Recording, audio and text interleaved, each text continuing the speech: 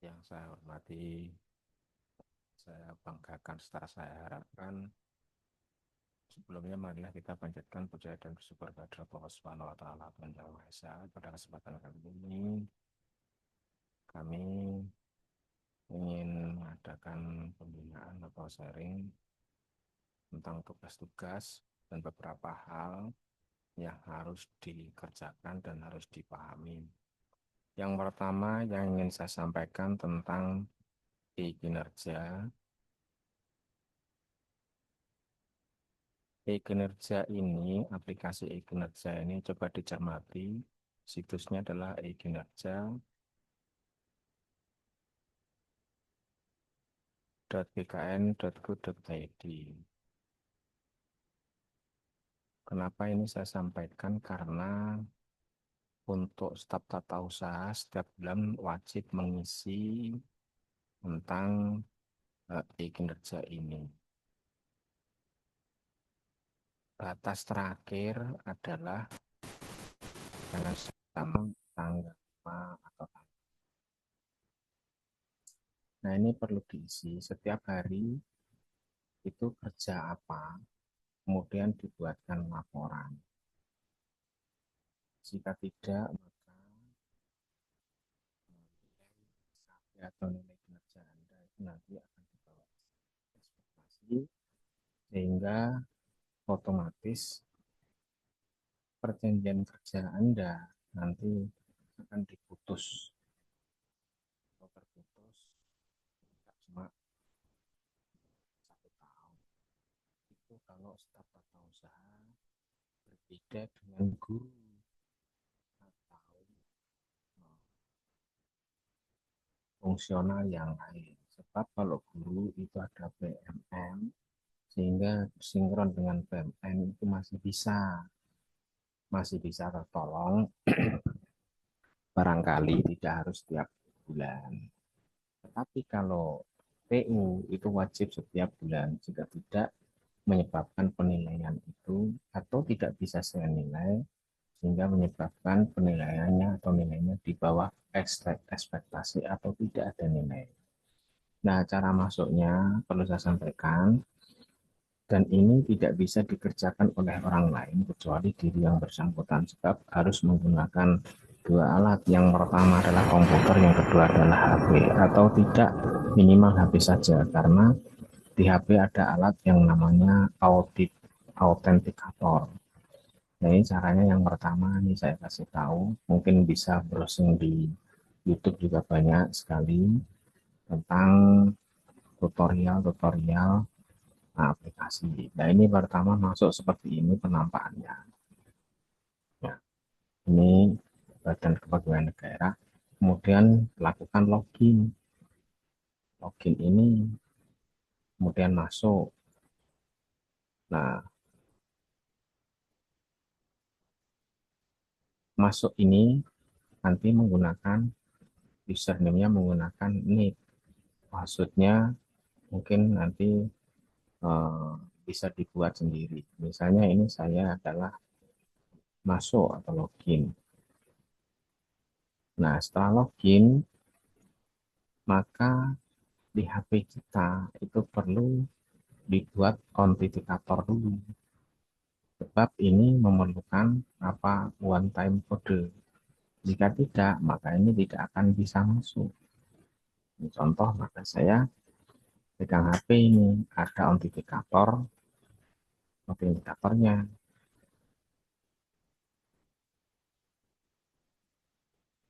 Karena nama Anda sudah masuk.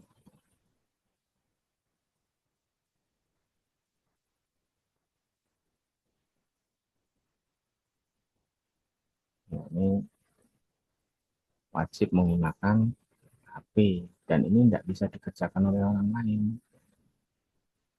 Kemudian baru masuk. Nah, ini layanan individu. Nah, kemudian masuk ke kinerja. Kemudian masuk lagi. Nah, kemudian nampak SKP ini. Pertama penampakannya belum seperti ini. Kita kembali ke SKP.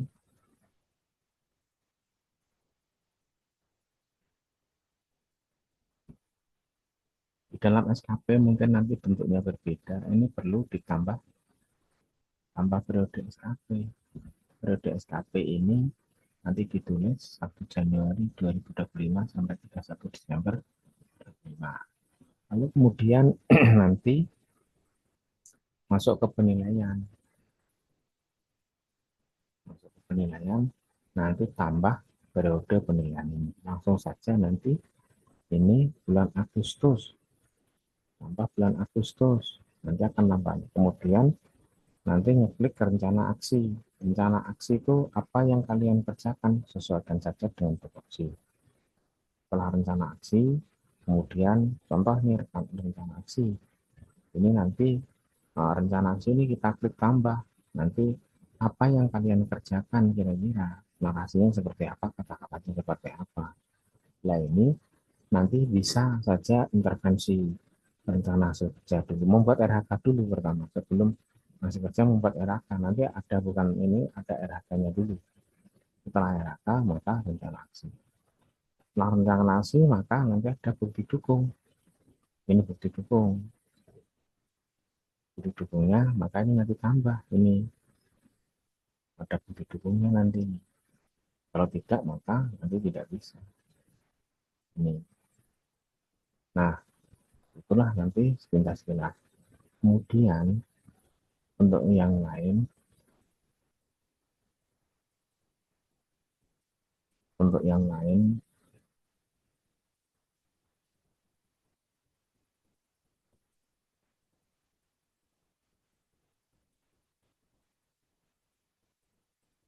untuk yang lain nanti ada tugas yang harus dikerjakan.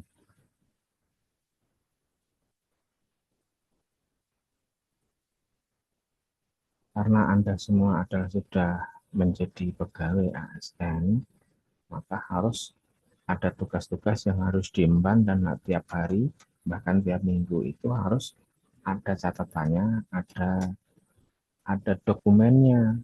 Anda pada hari ini kerja apa?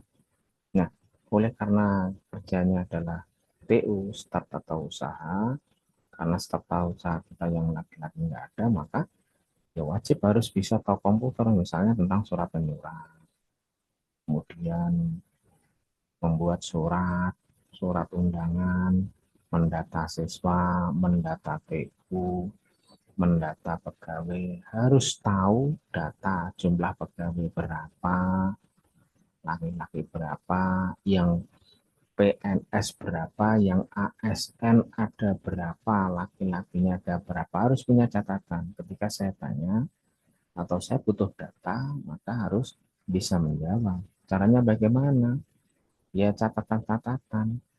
Kemudian nanya juga kepada operator, dapodik dalam hal ini berbagian siswa. Bisa saja tanya kepada bagian kurikulum atau wakak kurikulum. Jika itu berhubungan dengan kepegawaian, ini tanya.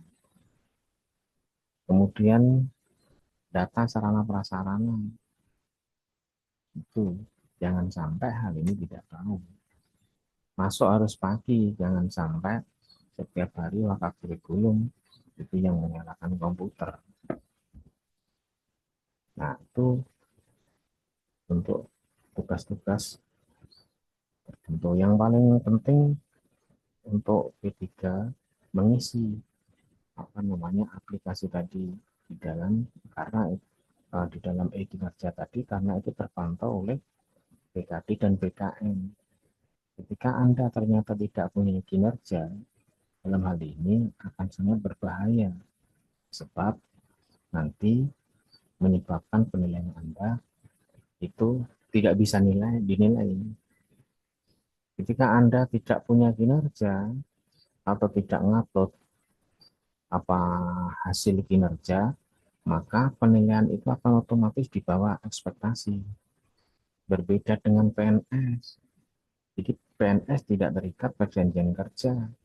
Kalau P3 itu terikat perjanjian kerja. Ketika Anda nilainya jelek untuk SKP, maka itu perjanjian kerja akan diputus. Berbeda dengan guru. P3 guru itu sangat berbeda. Karena P3 guru kinerjanya adalah bisa berasal dari PMM atau info GTK. Itu sangat beda, sangat berbeda dengan guru. Kalau P3 yang struktural, maka wajib setiap hari itu mengisi apa namanya kinerja. Kalau guru itu bisa dua-duanya, bisa salah satu, sinkronkan saja. Di dalam PMM atau di dalam kinerja ada menu sinkron info GTK. Nah, itu ini wajib diperhatikan. Jadi jangan disamakan dengan apa pegawai-pegawai honor ketika kemarin. Maka ini sangat penting bagi Bapak Ibu, ini perlu saya sampaikan karena hal itu sangat penting. Ya harus belajar, kita harus belajar. Di sana ada alat komputer bisa digunakan bagaimana browsing di internet. Gunakan saja apa namanya ChatGPT, itu bisa bertanya di sana bagaimana caranya itu membuat surat itu. Bahkan ChatGPT pun bisa kita perintah untuk membuat surat undangan. Kemudian hasilnya kita kita kopikan ke Word, kemudian kasihkan copy misalnya, kemudian nanti tinggal tanda tangan membuat undangan. Itu yang paling banyak. Misalnya disuruh membuat data apa, disuruh membuat apa, minta bantuan ChatGPT, itu bisa. Kemudian tidak hanya dimakan mentah, hasil atau tampilan daripada ChatGPT itu perlu kita baca dulu, edit dulu. Terus kemudian selanjutnya, untuk mulai tanggal 18 Agustus 19-nya, kita ini mendapat jatah PGM, apa namanya, eh, makan gratis itu bergizi. Makan gratis bergizi itu nanti yang sebagai panitianya atau yang apa namanya mengaturnya, mulai daripada eh, nasi itu datang, itu ya bertanggung jawabnya adalah TU. Karena TU kita laki-laki cuma satu, maka dialah nanti yang misalnya menggotong, mengusung, kemudian menyampaikan dan mendata kelas 10-1 itu ada berapa siswa, kelas 10-2 ada berapa siswa, kemudian kelas 11 satu ada berapa siswa, kelas 11 2 ada berapa siswa, kelas 12 IPA ada berapa siswa hari itu, kemudian gurunya ada berapa, itu dicatat. Kemudian ketika siang nanti panggil saja, misalnya disuruh menyampaikan adalah ketua kelasnya, karena ini pakai alat, ada wadahnya. Wadah itu harus tercuci, jadi sampaikan saja kepada ketua kelasnya bahwa wadah atau yang digunakan untuk makan itu selesai harus dicuci. Maka PU nanti bisa saja menyediakan eh, sabun cucinya, pancuran di depan kelas masing-masing bisa dimanfaatkan setelah makan. Kemudian dihitung, tadi kelas 10-1 tadi berapa porsi, kembalinya alatnya harus sesuai. Sebab dalam perjanjian saya dengan pihak apa namanya pihak yang mengasih makan itu atau tendering itu, maka itu ketika hilang mengganti itu, alat itu ketika hilang mengganti. Misalnya 1A jumlahnya 30, maka kembalinya alat harus 30. Kalau tidak itu mengganti. Itu. Maka pekerjaan ini harus jeli. Pekerjaan ini nanti tiap hari. Jadi harus paham, teliti. Jangan sampai tidak teliti. Kalau tidak teliti, korban sekolah nanti. Nah, karena sekolah ini tidak punya biaya, tanggung jawab nanti TU. Oleh karena itu, ketelitian dan dalam pekerjaan sangat dibutuhkan dan sangat penting karena menyangkut alat, menyangkut kerjasama dengan orang lain. datang nanti makan gratisnya. Ini perlu diketahui dan dipahami pada saudara-saudara, karena Anda sekalian sudah menjadi ASN itu jangan disamakan dengan yang kemarin sebelum, karena sebelumnya tidak terikat, tidak banyak ikatan. Kalau ini banyak ikatan, bukan hanya dengan saya ikatannya, dengan pemerintah, dengan negara. Jika Anda penilaiannya jelek, penilaiannya teledor, maka itu Anda juga nanti berpotensi menjadi nilai tidak baik. Di samping itu, nanti Anda sekalian harus tiap hari absen di aplikasi Sikap Lampung.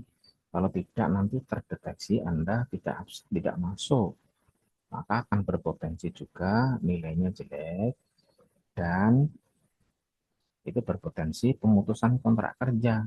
Sekali lagi, untuk TU P3 ini jangan disamakan dengan yang PNS, dan jangan disamakan, jangan berpikir sama, itu P3 guru seperti itu, tidak sama. P3 guru dengan staf TU tidak sama. Guru itu punya jam yang masuknya bisa waktu tertentu, TU tidak wajib masuk 5 hari. Itu hati-hati. Sekarang jangan disamakan dengan yang kemarin-kemarin. Begitu saja untuk sementara, nanti saya panggil dalam topik teknis secara khusus, nanti akan saya. Kemudian ketika ada hal-hal yang tertentu yang penting, jangan sampai Anda tidak tahu. Anda lebih baik bertanya, bisa bertanya kepada Bu Luna karena beliau ASN. Nah, Anda semuanya itu koordinatornya atau ibaratnya ketuanya di dalam hal TU ini adalah ASN. Nah, berbeda. Untuk staf TU ini berbeda. Karena staf TU ini hanya sebagian atau apa namanya ASN P3 ini hanya terikat perjanjian kontrak, sedangkan ASN tidak. Ini perlu dipahami. Jadi ketika ada sesuatu hal, bertanyalah kepada atasannya. Atasan TU-nya siapa? Bu Lona. Sebagai TU ASN. Ini jangan sampai ini nanti tidak bertanya. Kemudian juga di dalam hal yang lain, atasannya juga Pak Pendi. Karena beliau adalah wakat kurikulum yang membawahi kepegawaian. Kemudian tentang sarana prasarana bisa ditanyakan kepada Pak Jepri. Nah, ini penting, harus ada komunikasi. Jangan setiap hari itu nongkrong, jangan setiap hari tidak tahu apa yang Anda kerjakan. Status Anda itu sebagai apa, tugasnya apa, harus tahu. Mungkin itu yang perlu saya sampaikan. Mohon maaf atas kekurangan. Saya akhirkan sekian. Assalamualaikum warahmatullahi wabarakatuh.